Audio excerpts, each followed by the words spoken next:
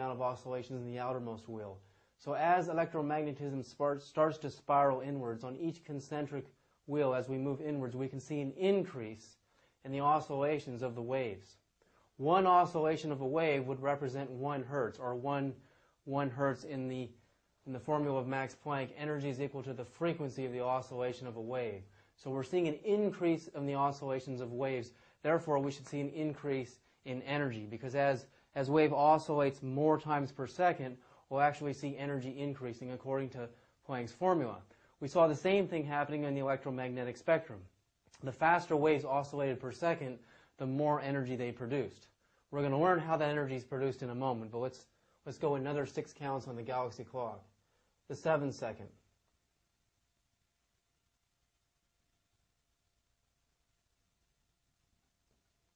The 8th second.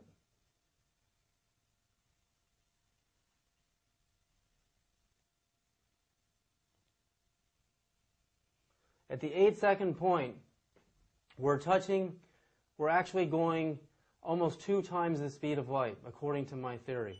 We've touched the gravity force space and time line here, and in the same second we've crossed the speed of light twice.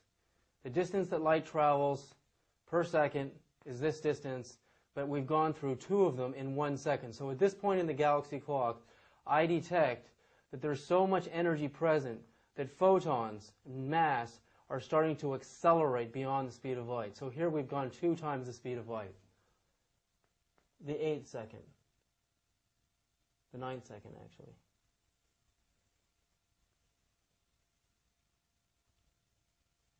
Here we've touched the wheel, and we've gone just a little bit past 2 times the speed of light. The 10th second.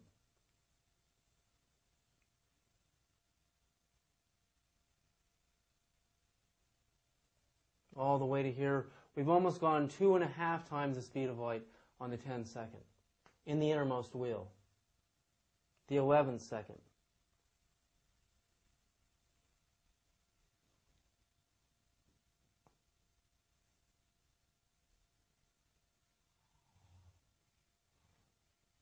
Three times the speed of light in the innermost wheel. And the 12th second.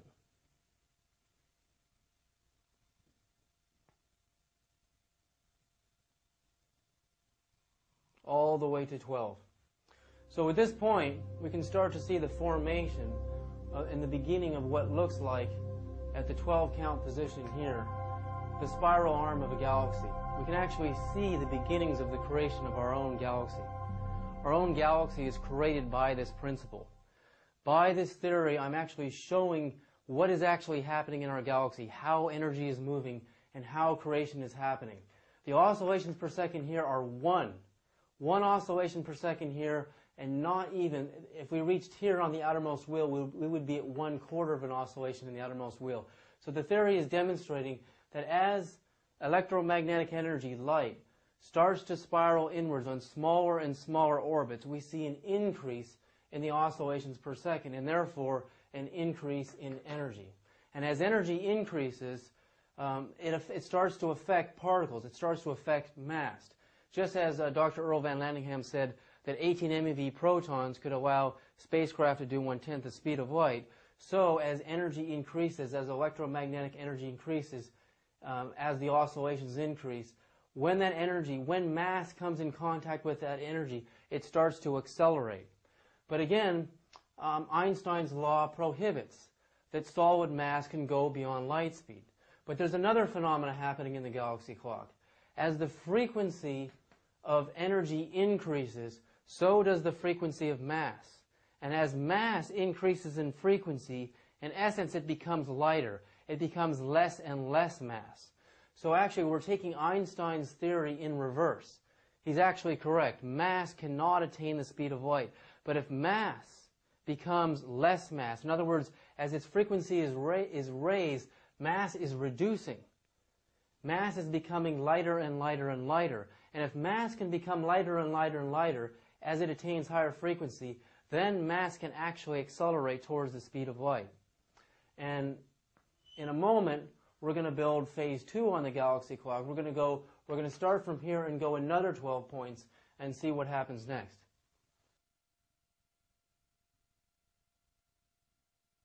So now we're going to look at phase 2 of the galaxy clock. We're going to see an even further increase in the oscillation of waves as we evolve in this clock. So we last left off at the 12 count position, and we had already broke the speed of light. The frequency of electromagnetism, or gravity, the gravity force space and time line, broke the speed of light. I never changed the speed of light on the electromagnetism moving in these spirals as we moved in. On each wheel, the speed of light remained a constant. We never changed the speed of light there. What started to happen is the power and the frequency of gravity of electromagnetism represented by this line started to get so powerful that as we got near the center of the clock and we got to the 12 count position, that force became so powerful and there was so much energy in it that it started to affect mass. And mass, therefore, as it came in contact with these greater charges of energy, started to accelerate. So now we're going to go another 12 counts up to 24 and see what happens. I've already drawn the first line, the 13 line, and we can see what's happening there.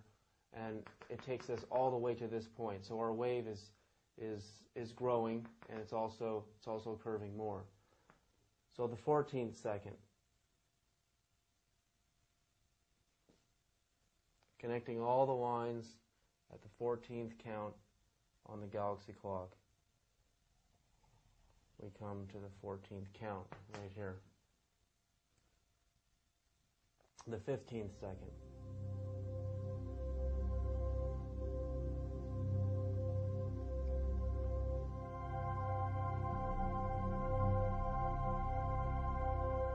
All the way to the 15th position. The 16th second.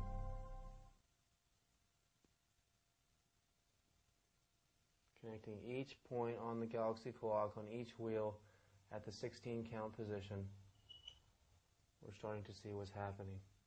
The 17th count.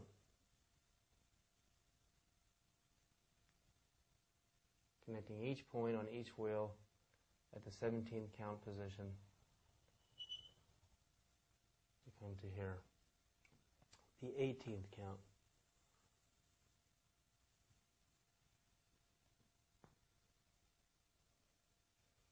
Connecting each point on the 18th count position. And the 19th count.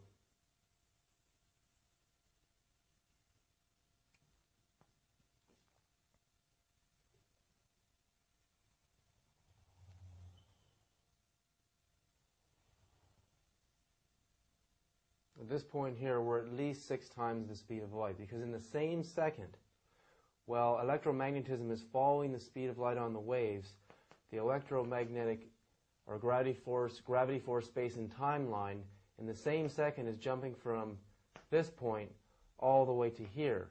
And that represents 1, 2, 3, 4, 5, 6 times the speed of light. So it's incredible what's starting to happen here. We're starting to see the acceleration of mass going far beyond the speed of light.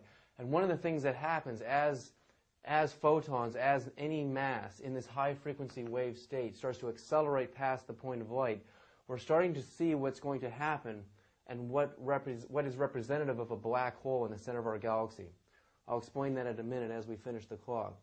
The 20th second.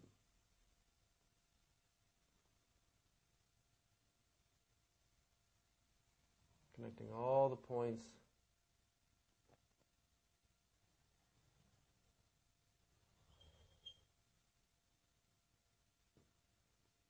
The 21st second.